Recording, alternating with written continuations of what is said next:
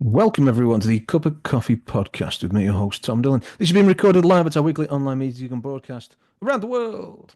Today's topic is a fun journey to an apart hotel with James Hunt.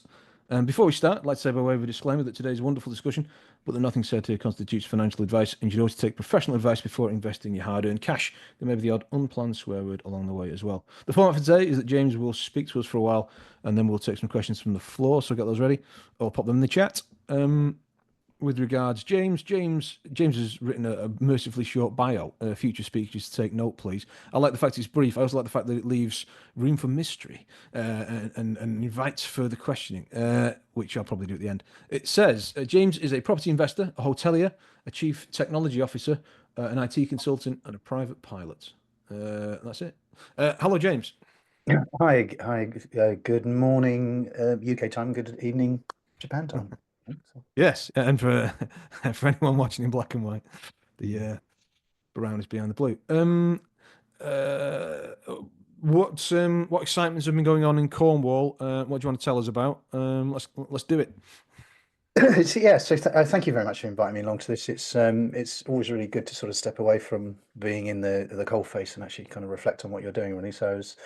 I'm quite pleased to do this. Over the kind of past year, myself and my business partners, who actually aren't attending this as well, have bought a hotel and turned it into an apart hotel. There's a slight difference between there. And I've kind of been going through a really interesting journey sort of to do that. And I kind of wanted to cover off the first kind of parts of that and the purchase and the refurbishment, and then talk about some of the plans for the future from there, really. So, a little bit of information about the hotel. It's a very impressive building. It's sort of set on a cliff top, and it looks out over the Cornish Sea in a town called Looe, um, which is one of those kind of strange places which has got about 10 people that live here. But if you talk to anyone else, they all go, "Oh, I know Looe." So during the summer, there's about 10,000 people suddenly appear, you know. The hotel itself, when we purchased it, it was a 16-bedroom building with about four different reception rooms, and it had enough sort of parking to adequately sort of support that. But it was in need of major renovation. It had been closed for something like 5 or 6 years. The chap who'd bought it was a builder, and he wanted to turn it into houses, actually. And it took him that long to get the planning permission, and so it had kind of degraded during that sort of time. We liked it not because we wanted to turn it into houses. We thought financially that wasn't really viable for us. But actually, really, what we wanted to do is to turn it back into a hotel and do something which was a little bit more modern, I think, with it along the way. So we fell in love with the building. You know, whatever anyone else says to you, when you look at the possibility of something, you do start to fall in love with that sort of building. But we really wanted to go back to the figures before we really went too mad over the whole thing. So we kind of for those that obviously can't see the screens at the moment, the purchase price was at £400,000. And if you think about that, that's a 16-bedroom hotel in Cornwall, and a very, very big building, 500, 600 square meters, for £400,000. We thought we're on a winner there. But actually, once we started looking at the costs for refurbishment, that was going to come to 500,000. And then there would be the sort of typical sort of legal and professional fees. And all in, we were in for 1 million, 1.1 million. However, once we are up and running, we're anticipating a GDV of 1.7 million. It's gross development value of 1.7 million, and after a refinance, that basically allows us to get our money back out and go and do another one and have an operating hotel with a reasonable profit and having had a fantastic experience in doing that. So, figures wise, we felt, yeah, you know, this is a big one for us, to be truthful, but we think this is going to work. So we started sort of planning how we would go about doing that. And, you know, kind of one of the things that we needed to do was to make sure we had the right sort of team in place. So on here is my partner, Annie. So Annie and I have been working together in property for 14, maybe 15 years, something like that. And then during the journey, which I'll talk about in a little bit in a little bit, we met Chris or Krishna, who's also a member of this group here, who really also brought along not only sort of investment money, but actually a wealth of experience in property, in operating a hotel. He's got a hotel in Nottingham and a couple of other very large sort of serviced accommodation that sort of support that. And as well as that, we have a builder who's actually worked with us for years and years and years. And and I'll be completely honest, he's actually my brother. And so he kind of came along and brought his guys down with him and effectively allowed us to be able to run a really tight ship to keep within that kind of refurbishment budget, which we just about managed to do.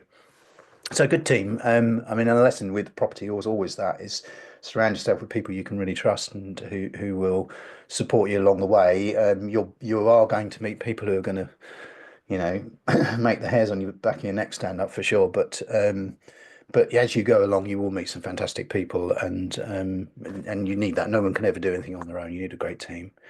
So I know people can't see this, but the property itself, when we got it, was very dated, and I've just put some pictures up really of that. It was dated in its actual decoration anyway. I think it was dated before it closed actually, but it was because it'd been sitting sort of empty for 5 years. It had really deteriorated, holes in the roof, usual sort of mold, walls starting to fall down. Just it looked pretty awful. Whenever I sort of see things like that, I actually like that. That kind of makes I start to I don't want to say smell the money because that sounds pretty crass, but I can see there's scope and opportunity here, and I like the project as well. So the building was wonderful. When we walked in, we walked into what was the lounge area and looked out at the big bay windows there over the sea. It was stunning, and we just knew that this was a project if we could make the figures work that we would go with. So we spent about 6 months really kind of refurbishing it, that sort of thing. As I said, there'd been major water leaks. Some of the ceilings had come down. Pretty much all the roof needed doing. It was cold and dark. In my notes, I've got written there, cold and dark and smelly. I should have written down smelly as well. And so, it was to a lot of people it would be overwhelming, but I kind of relish a challenge, and I think a lot of people in property look at it that way. They can sort of see the potential beyond what's there in that moment there, which actually gives you an edge for people who don't look at it that way, if that makes sense. As I say, it was very dated, but the main thing is, although it had a bit of damp and things like that, and we wanted to take it from 16 bedrooms into 19 bedrooms, which meant we had to reconfigure some of it. Actually, we weren't doing any what I would call building work. There were no bricks being laid. There was no requirement for planning, and so we could see, as I said to Annie at the time, in my simple thinking, look, we just got to redecorate this place and it'll be fine. Um, Always good to be a little bit duplistic when you think about these things. But we definitely weren't going to have to go for any more planning permission. Having said that, there was already a planning application which had been granted to convert it into the buildings, and so we were very careful that they hadn't changed its use, and we wouldn't end up in a sort of situation where, we wanted to change it back to being a hotel. So we did do our due diligence, but having done that, we could pretty much crack on with work, and we started to sort of do all the steps, which I'll talk about in a minute, of how we got there. And I've just shown up another set of pictures. It's just kind of snapshot a few of the rooms and the kind of styling of the hotel now. And for anyone who ever that goes back and looks at this afterwards, you can sort of see some of the pictures from before, and like the long corridor, which was terrible before, which is now looking very sweet and stylish, in some of the bedrooms as well. And we're very, very pleased with the outcome, frankly. We got to a point where I felt comfortable enough to actually open the doors last Monday, I think, on the 25th. Was that last Monday? And what I mean by comfortable there is I really value customers' reviews, and the worst thing in the world is if we'd have targeted a date before we were ready and then taken bookings and not been able to meet that, and then that would have been terrible. So I needed to make sure that all of the certification was in place, the fire regulation stuff was in place, the heating system, CP12s are up, and the electricity EICRs were in place, and all that kind of stuff was good, which kind of ended up delaying us and has probably lost us some customer. But I really feel that by doing that, we've ensured we've ended up with a the right moment to go. And actually, just completely coincidentally, we had our first guests come and stay last night.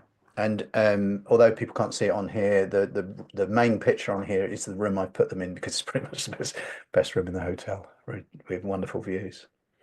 So what I wanted to sort of cover here really was about the journey for us to purchase, and then I wanted to talk about the journey for refurbishment, and then what comes next, really. Um, I think of the whole thing as being in four phases. In fact, I often think of property investment as being about four phases, really.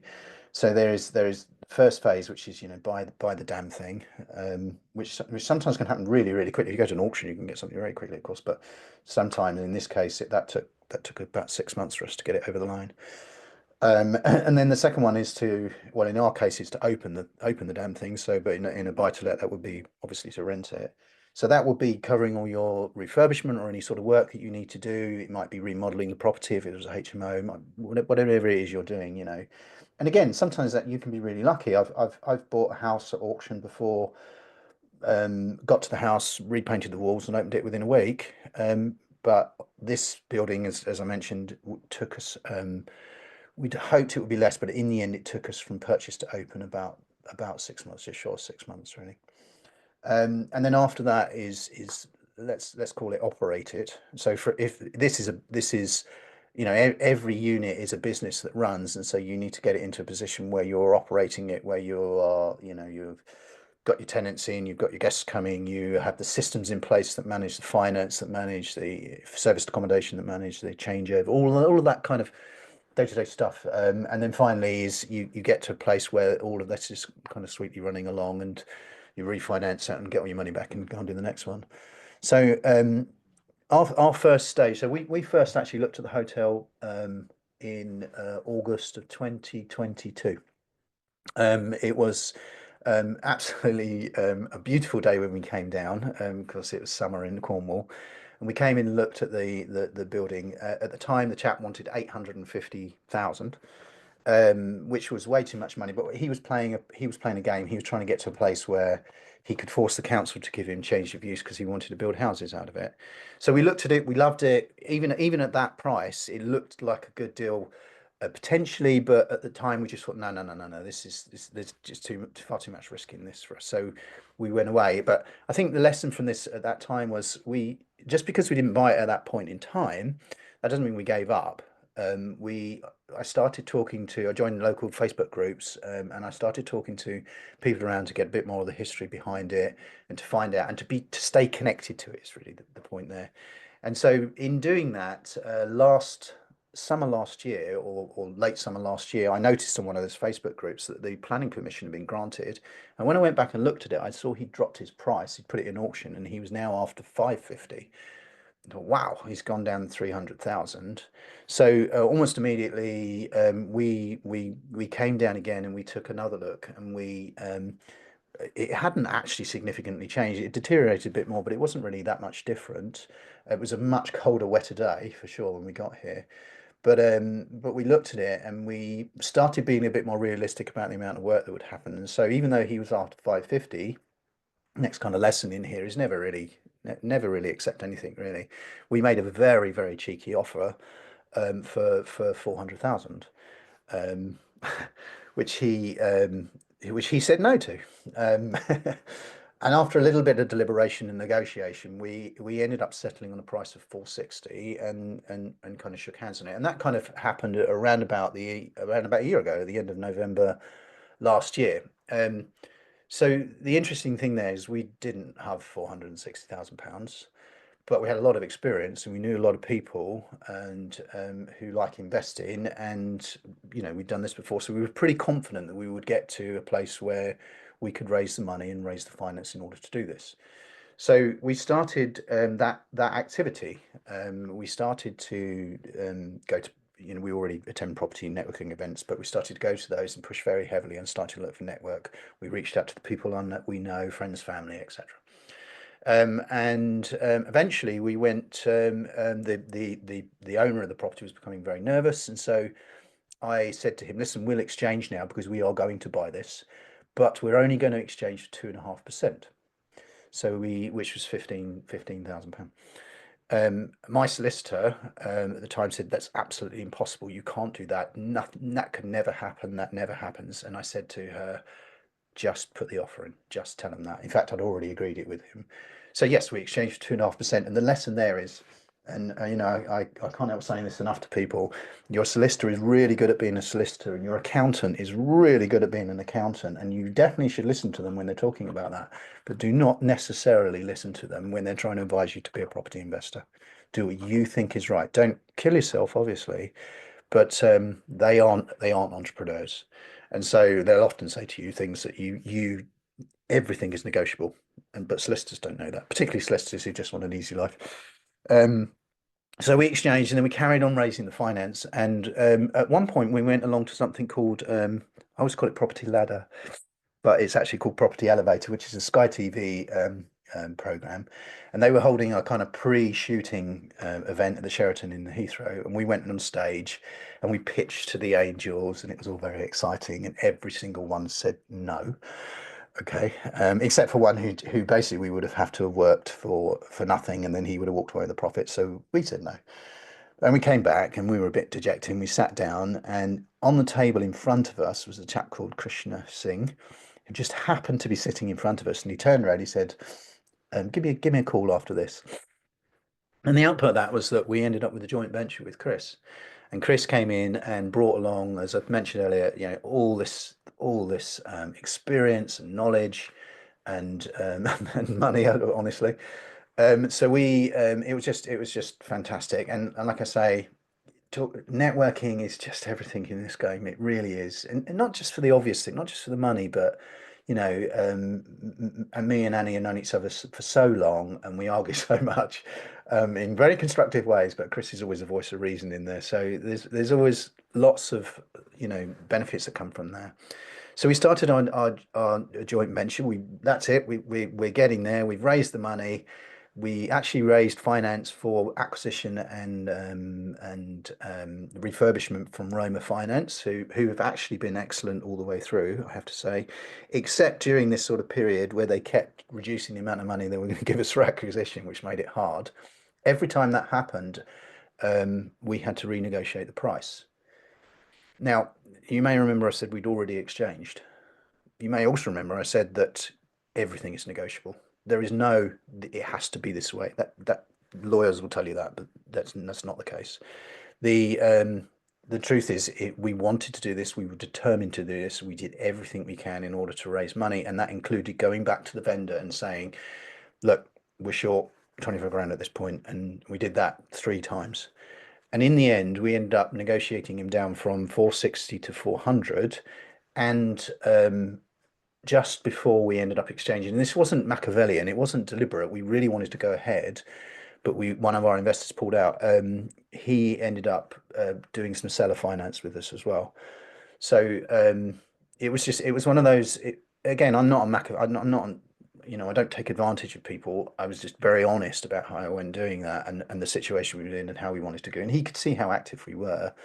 But finally, we completed on June the 5th, June the 6th this year, which is kind of a real emotional moment really for us, for the whole ride that we'd been through the last 6 months of, yes, you can have the money, no, you can't have the money.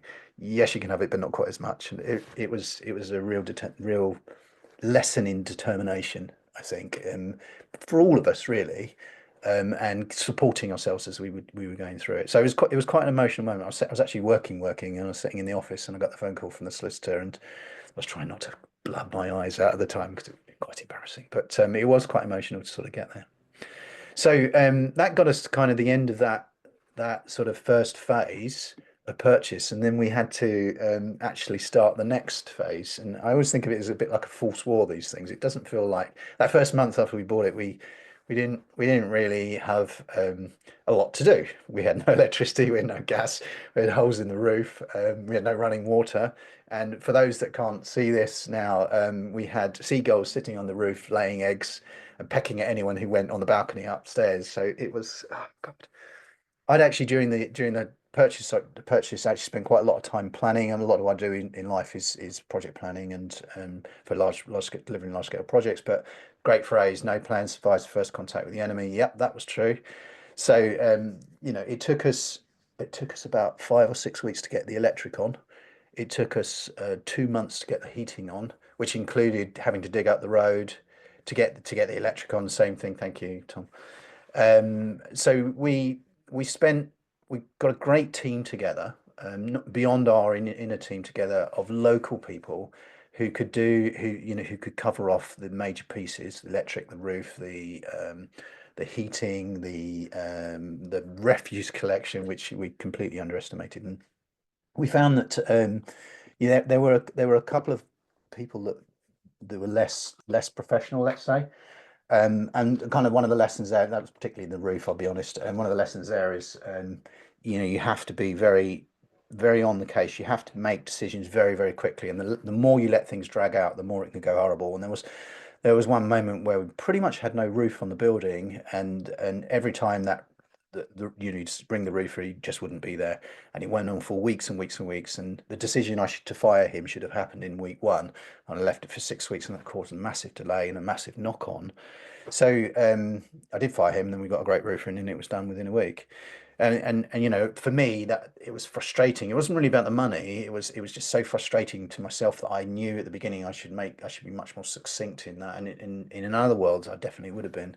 So I ended up kind of paying the price for that, and lots of things had to be reworked because every time it rained, all the water came in. But we kind of carried on, persevered. As I say, we were with Roma, so Roma operated in arrears, so a drawdown facility to us. So we had to kind of manage not only the kind of project itself, and very fortunately, as I mentioned, Colin is been with us a long time, and he's my brother, so he was a site manager. But we had to manage the cash itself, and that's the thing you really got to watch for. So between the three of us, we pooled our own inner resources, which includes credit cards, and at one point a family loan, and cycled money basically on a 30-day period over sort of 4 or 5 different iterations.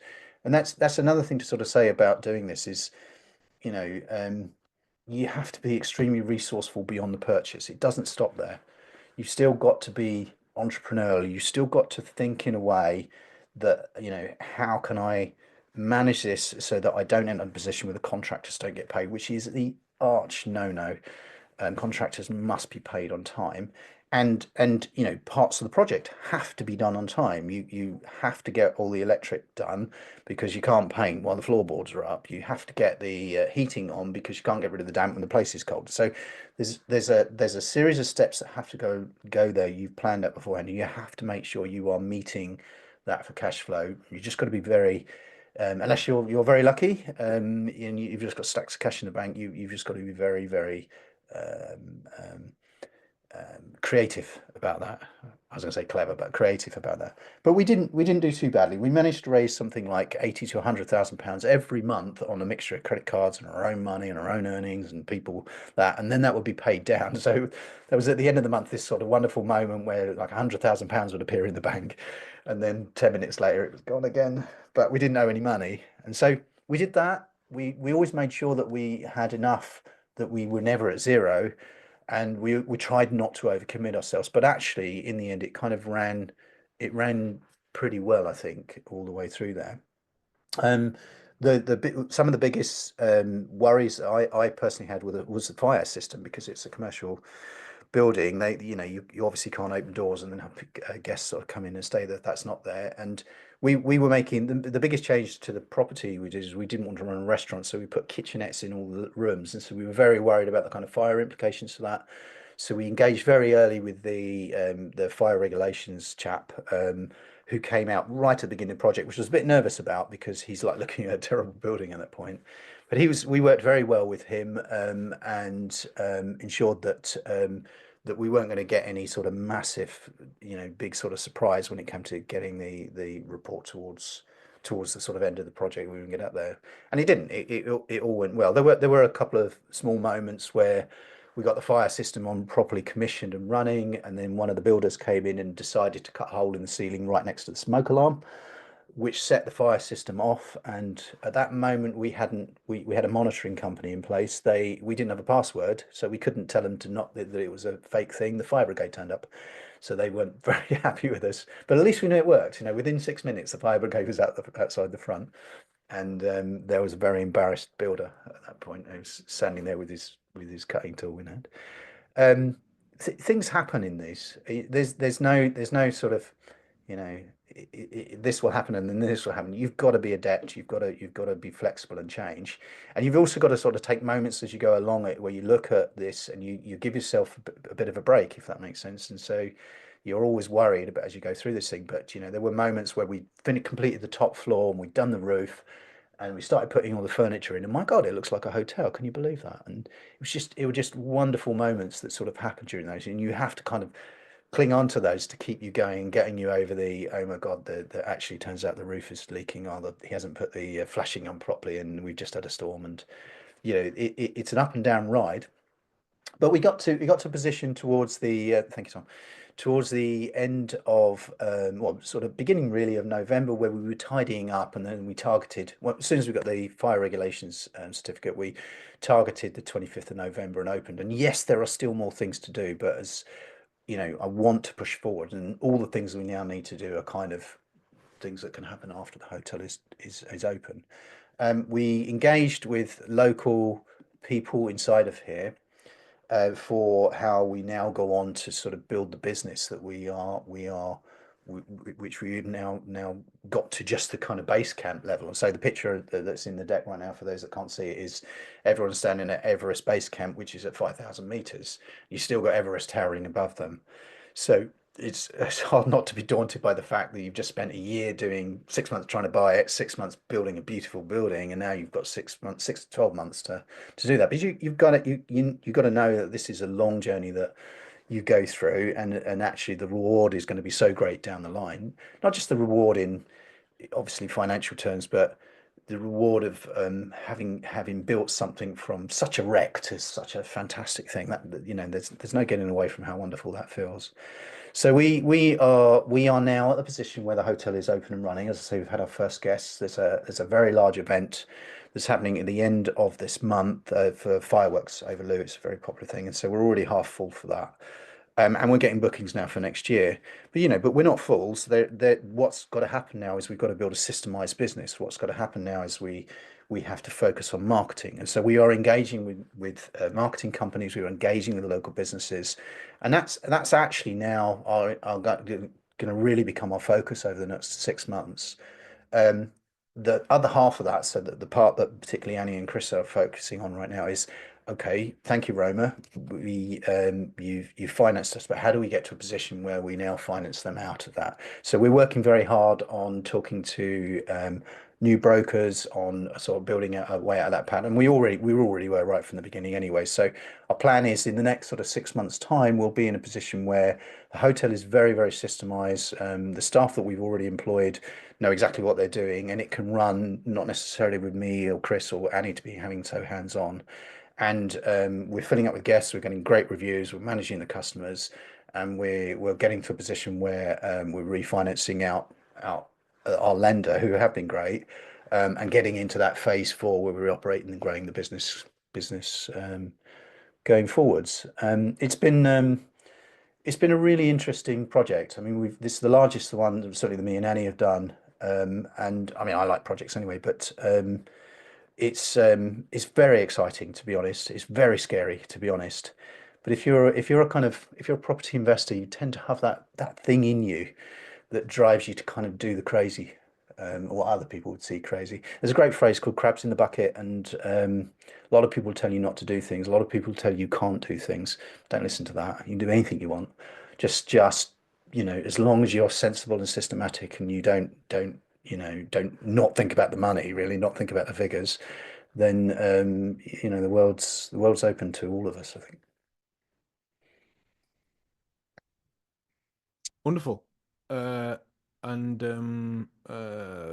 great way to finish. A great way to finish off, I think.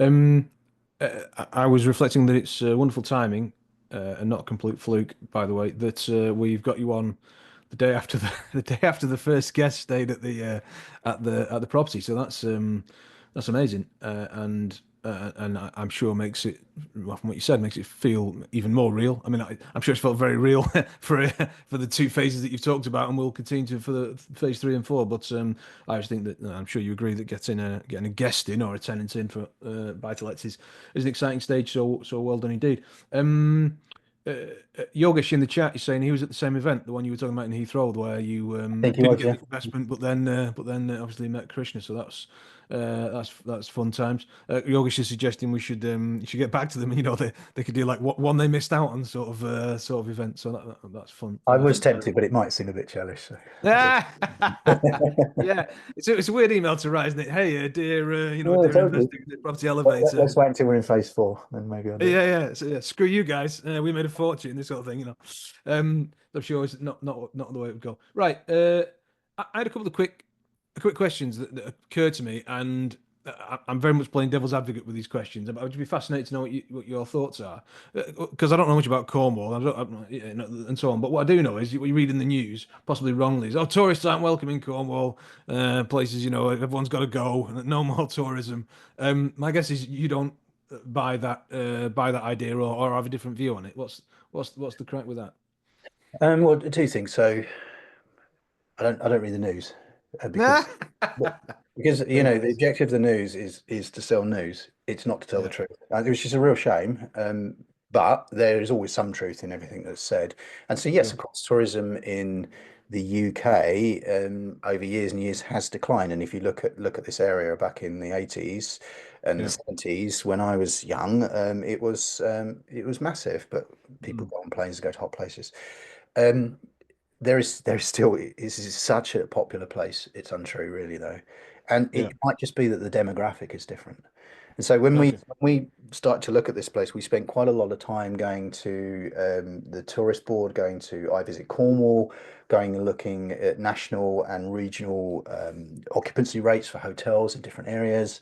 Do people want to stay in Airbnb? Do they want to stay in hotels? Do they want to stay in guest houses? We spent quite a lot of time ensuring that we didn't end up with a beautiful empty hotel, frankly. Mm. So there is more than enough people coming as long as you're targeting the right demographic. And for us, that is that kind of sort of less. This hotel was really targeted at sort of the Saga Holidays type people, Mm. so older generation, retired people. Whereas we've gone for younger people who are kind of 35 to sort of 55, 60 sort of age range who are Mm. successful in their jobs. Maybe they've got young children, but maybe their children have gone off to university or left home, and they Yeah. now they've got a bit of freedom. So you get a lot of people who are staying for 2 or 3 days. You get less amount of people who are staying for 7 days. For sure, that has Yeah. changed. But there's more than enough business here in order to be able to support it. And come to Cornwall, you'll see it's such a beautiful place. It really is. The other part of this, specifically this business, is this little town actually only has two other hotels in it. Has a lot of guest Yeah. houses, and it has a lot of Airbnb. But the Airbnb are being pushed out Mm. because of what's happening with the kind of changing in rules, and adding another hotel to be able to support the overflow we thought would easily be there. The other hotels, I actually got to know the managers and the owners of those hotels very, very well because not in again not in a Machiavellian way. I wanted to make sure I wasn't making a huge mistake, frankly, and so I could see that how they operated their business, so that there would be more than enough, breathing room for us to be able to go in, and we've kind of joined in some ways. And one of the hotels is directly opposite us, and we're actually doing vouchers for people to go and have breakfast in the hotel. So I think tourism trade.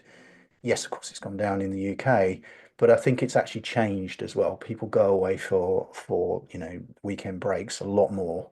And in fact, the couple that came and stayed this weekend, that's exactly it. They come from Southampton and they just wanted a break in sunny Cornwall. And unfortunately, they've come when there's 90-mile-an-hour winds outside. But hey, that's Yeah. so, Um, uh, uh, Uh, Kathy says, please share the link to the hotel in the chat. We'd love to come for a stay. We'll do. I'm sure we'll get onto James's contact details and I can get in touch with him at the end. We'll save that, and obviously, if anyone listening as well, we'll get onto Thank those you, Kathy. as well as posting it with the podcast. Julie says, "Hi James, this is fantastic. Well done." So, question one: have you done a project like this before? Not to this sort of size.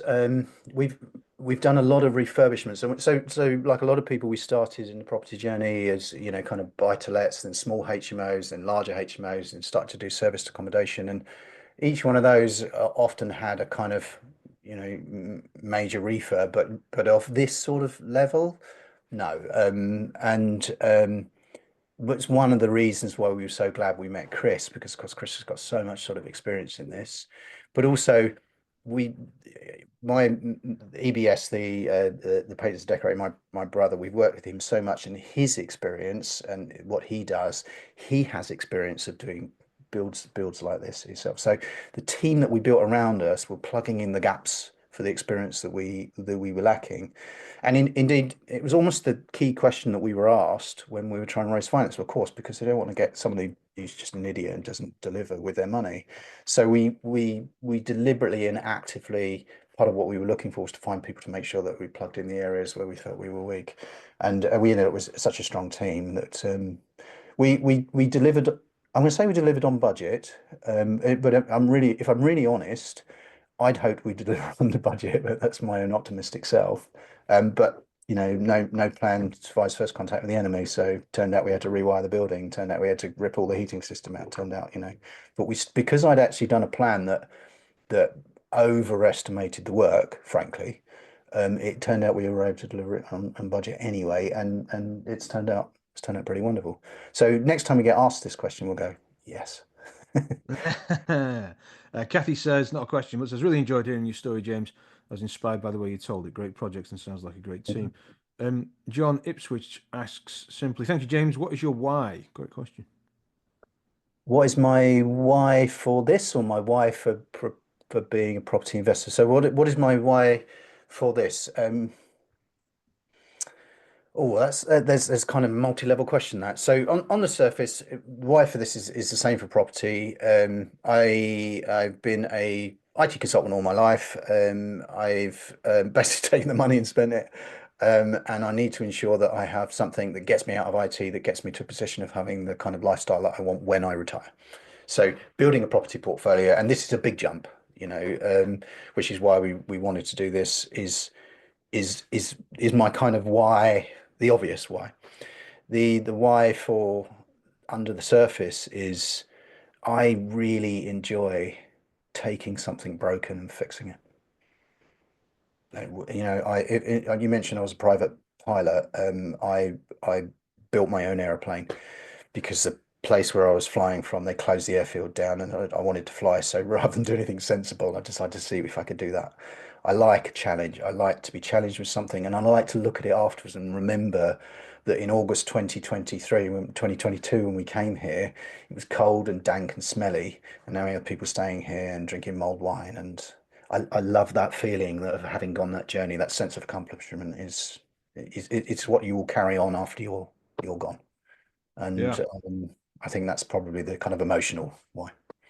yeah, great answer. Julie's next question is about renegotiating the price after exchange. She says she's curious about that. The advice about solicitors and accountants was interesting, but how did you manage specifically the negotiation after exchange with the vendor, and why do you think they agreed? This is actually a two-level answer to this, which in some ways isn't very nice, but so the chap who owned it had it all these years. He'd gone through such a long fight with it to get the planning permission. By the time he did it, he actually had a building business, and he'd bought this and a plot next door, and he built a wonderful house there. So he kind of already made his money back. He hadn't made a profit, but he'd made money back. But he'd actually become very, very unwell. We didn't know this when we initially offered, and he was tired and he wanted out. He was definitely a motivated, distressed seller.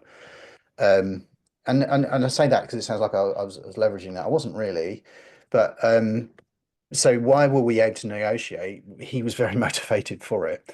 we had to negotiate because we had to find a way of raising the money. And how did I do it?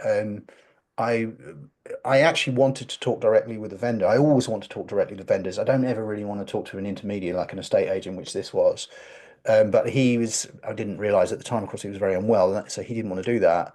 So via the estate agent, I just was really honest. If I'm really honest, if I'm being frank, I said, this has happened and this has happened. We are in a position where we're short this amount of money now, and it didn't go from 460 to 400. It happened two or three times, and so it was like it was a bearable amount, if that doesn't sound crass, but and I never actually ever said we're going to walk away unless you give us more money, because that's just a horrible thing to do. I said we are looking now, but we're going to have to pause until we've raised this bit of money, and then the estate agent would go back. And the estate agent himself was getting tired of the whole thing, and so I think he's kind of helped us a lot on the stage. And he would come back and he would say, "Yeah, Mr. X, he's prepared to lower the price because of that."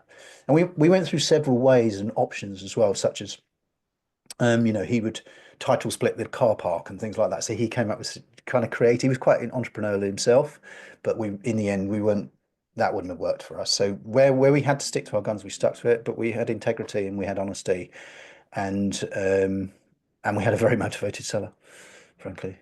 Yeah, Yogesh asks, and the accent on the question is mine, but implied in the way he's written it. Well, because you'd exchanged, the owner could have forced you to stick to the original price, which I think you sort of answered, haven't you? Which is the answer. That's my problem. Well, why don't I let you answer it? But the answer is probably yes, isn't it? That you could have done, but you were just looking, you were negotiating. So what did we risk? So we this is why we exchanged for 2.5%. We risked 15 grand. So the Mm, owner, of course, could have said you need to pay it. We would have defaulted on it. He would have to given us 28 days to then make that default good, and then he could have then put it back on the market. Of course, he could have gone off and forced us to do that, but he was never going to do that. And yeah, Maloney's solicitors it's not going to happen. That. So yes, there is some risk in there. Of course, that could happen, but it's really, really unlikely. And he really, really was motivated to sell. So mm, yeah, we risked that sort of 15,000. We actually risked a bit more than that, because I'm really honest, there's some mistakes that we made during the beginning, and it's a good lesson really. Um, don't really spend any money until you've got the offer from the development company in place. And so, but we were being very cautious. And again, we made decisions at that time which were right at that time. So we actually spent a lot more than 15,000. I think we would have been at 25 grand. And that would in no one's, that's not a small amount of money to me, and not to most people, but it was worth the effort in order to be able to make sure that we secured this and he didn't go back out to market and try and sell it, which is what we were doing really. So yes, of course he could have done that. Absolutely. And there came a few times where we just had to play hardball and say, look, if that's what you want to do, go ahead and do it. If you really want to go and put it back on the market, it's up to you. Because there was, again, that's actually not being horrible to him. That's just being honest. If you really want to do that, go for it. But yeah, fair enough. he didn't want to do that. He Yes. wanted to give it to us really in the end. Yeah, sometimes you've got to stick, as you say, stick to your guns. You've got to. There's got to be a hard stop, hasn't there? Yeah. Speaking, I can only back up what you were saying about making sure that you've completed on stuff before you start the works. My dad was particularly surprised on the third day. He was working with me at the time. On the third day of the job, when the owners of the property came back and was wondering what he was doing there. He thought he thought I owned it, but I didn't. And so that was 3 days' money wasted, and he nearly had a heart attack. But funny We, stuff. we we did think, because of the length of time and we wanted to get over the season, there was an option that we could have started work on it beforehand, but I was very nervous about that because we hadn't yet raised the finance, and we could have done a load of work. He would have benefited from it. So Yeah. we could have agreed to do that, but we didn't in the end. Yeah. Yogesh says, well done. I think he's satisfied. He's asking, sort of trying to round things out a little bit. If you've got any other projects going, projects in the pipeline. I can't help thinking you only got your first guest yesterday, and maybe you've been a bit busy. But Yogesh, as ever, is ambitious and looking for the next thing. So, have you got anything else coming up? Yeah, there's a lady who I've known for many, many years, who's actually selling her portfolio right now, and that's kind of been bubbling along. And I've had to sort of put her off a few times to sort of get to this. So that's probably the next sort of thing to go back and look at. But I mean, it's a good point. I'm a kind of not really BAU person, a business as usual person. So once this gets up and running, we've got this running. We're already starting to look for another project. I would love to do another. I'd like to do another hotel, but possibly one that's in a less seasonal place. I'd like to do a development project. I'm not really so interested in doing buy to lets, but yeah, the portfolio that's coming along, and we're sort of now starting to look for the next sort of thing, maybe around a bit closer to home. We'll see. Yeah. Yeah, sounds sensible. Manchester doesn't have any seasons. If you're looking for less seasonal stuff, it's grey and cold all year round. And I say it with love, of course, as a Well, Mancunian Chris's myself. Hotel in Nottingham is actually a perfect mixture of tourists and contractors. So, Yeah, so yeah, yeah, good spot. Yeah. Speaking of Krishna, just shout out to Krishna for putting us on to James. After we've been working with him. So, if anyone else is listening and knows someone like James who's done a project, of course, we're always looking for excellent speakers to come and speak. Um, I think that about rounds her out. We should finish as always with some contact details. Do you want to for those we will of course, as I say, publish them with the podcast. But for those who are lazy, do you want to what's the best way for people to get hold of you, James, if they want you to? can contact me on James at qpproperty.com, Yeah, or info@qpproperty.com. Sort of goes to all of us really. excellent. And you've got a website there, have you? We've got a website there, but actually, what I do is I'll give you the hotel's website because I think somebody was asking for a link. So that is Yeah. it's www.fieldheadhotel.co.uk. There you go, fabulous. I think we've knocked that one out of the park. I would like to thank everyone for listening. Really appreciate you taking the time, and a special thanks as always to our speaker, Mr. James Hunt. Thank you ever so much for inviting me a long time. I really enjoyed that.